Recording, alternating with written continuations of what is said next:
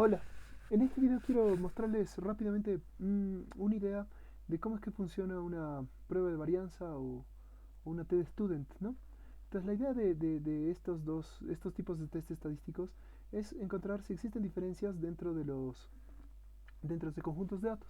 Por ejemplo, vamos a suponer que esta recta involucra el largo de la raíz de una planta, ¿no? Que está creciendo en unas macetitas. Digamos, hemos hecho muchas macetitas y muchas macetitas le hemos sembrado, le hemos regado con agua de la pila y otras las hemos regado con agua del río, digamos, ¿no? Para ver si cuán contaminado está. La idea es que si está muy contaminado van a crecer menos, como se podría ver en este sentido.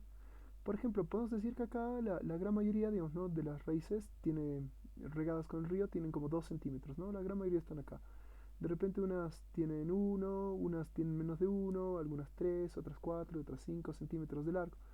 Lo que es contrario con aquellas regadas con agua de la pila, digamos, ¿no? O sea que quizás no está contaminando nada. Muchas ya tienen, por decir, 7, muy poquitas tienen 7, la gran mayoría tiene 9, un pedazo tiene 8 y así sucesivamente. Entonces, si saben lo que es una distribución de frecuencias, se dan cuenta, digamos, ¿no? Que estos son dos distintos tipos de datos, ¿no?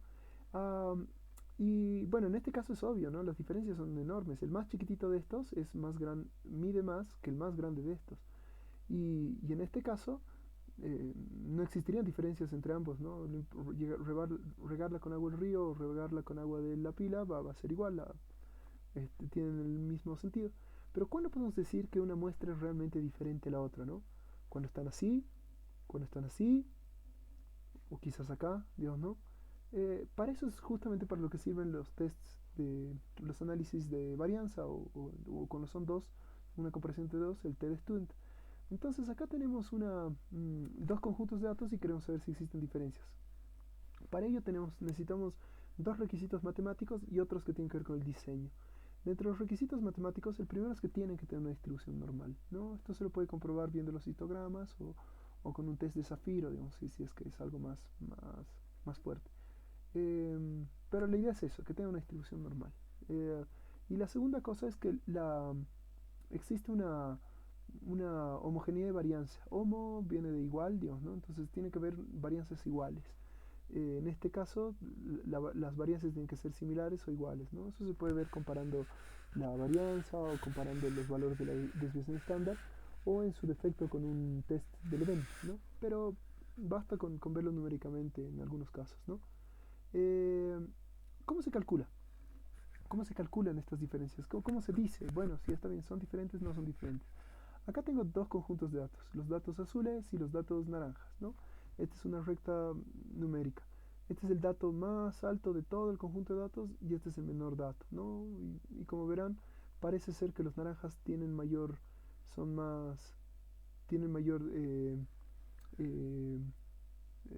valor que los valores azules.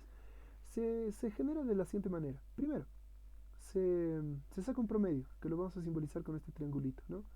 Se saca un promedio de cada grupo y se saca un promedio global, es decir, involucrando todos los redonditos, en este caso, el valor de todos los redonditos, sacamos un promedio. Y vamos a hacer dos cosas. Por un lado, vamos a ver cuán diferentes son los promedios del grupo del promedio total. Esta línea de acá simboliza la diferencia, ¿no? Este que de repente se aleja 2 centímetros o 30 gramos o no sé, 4 metros, eh, 4 moles, digamos, ¿no? En función de cualquier unidad, ¿no? Pero la idea es saber la diferencia que existe desde el promedio, ¿no? Del promedio. En función del estudio, lo que estén evaluando, lo van a poder ver acá. Y listo, entonces ya tengo una idea de cuán diferentes son los promedios del grupo del promedio total. Y por otro lado, vamos a ver cada dato, cada uno de los datos, cuánto se aleja del promedio del grupo. Entonces aquí tengo mis promedios, el promedio del grupo y cuántos se alejan cada uno. Y aquí el promedio del grupo, cuántos se alejan del otro. Entonces aquí tenemos dos tipos de variación. Ah, la variación dentro de los grupos, perdón, la variación entre grupos, que es intergrupal, digamos, entre los grupos, y que tiene que ver con los promedios de cada grupo, con el promedio total, y la variación dentro de los grupos, ¿no? Dentro de los azules cuánto varían, dentro de los naranjas cuánto varían. Y acá es cuánto varían los naranjas y los azules del promedio total. Entonces con esto la idea es utilizar esto, ¿no? Si la variabilidad es muy grande, en este caso, y acá es pequeñita, seguro van a haber diferencias. Pero si la variabilidad dentro de los grupos es muy grande y acá es pequeña, no van a haber diferencias. Y la idea es encontrar eso. Entonces, ¿qué se hace? Cada una de estas rayitas que involucran las diferencias, en este caso, digamos, ¿no? Es el producto de la resta, lo vamos a elevar al cuadrado. ¿Por qué? Porque algunas de estas rayitas van a salir valores negativos, ¿no? Porque si el promedio es mayor, si a esto le resto esto, o sea, si tenemos una recta, les va a salir algo. Entonces le elevamos al cuadrado y vamos a tener estas distancias que se van a volver cuadrados. Y tenemos para todos estos. Y los sumamos. Sumamos todos estos cuadrados y al sumar estos cuadrados vamos a tener algo que se llama la suma de los cuadrados de entre los grupos. Lo mismo hacemos con los cuadrados intergrupos. Los elevamos al cuadrado y sumamos ambos. Como acá tenemos muchos cuadrados y aquí solo tenemos uno por cada grupo que tengamos, vamos a calcular una especie de promedio del tamaño de estos cuadrados, en estos casos también. Y el tamaño del promedio de estos cuadrados, eh, vamos a hacer un cociente, y este cociente se va a llamar la f de Fisher, ¿no? Este estadístico nos permite saber si realmente son distintas o no.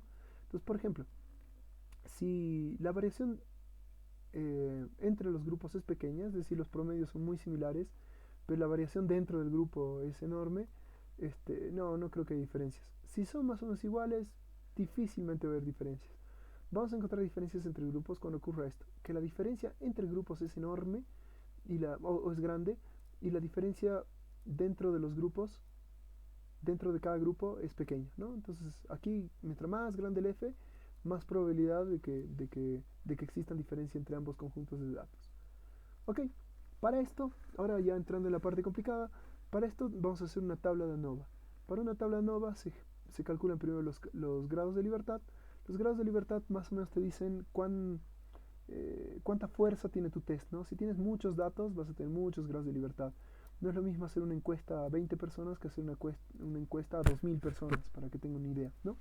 Y vamos a utilizar la suma de los cuadrados, vamos a calcular la media de los cuadrados y vamos a calcular el estadístico Fisher. Eso en un segundo video.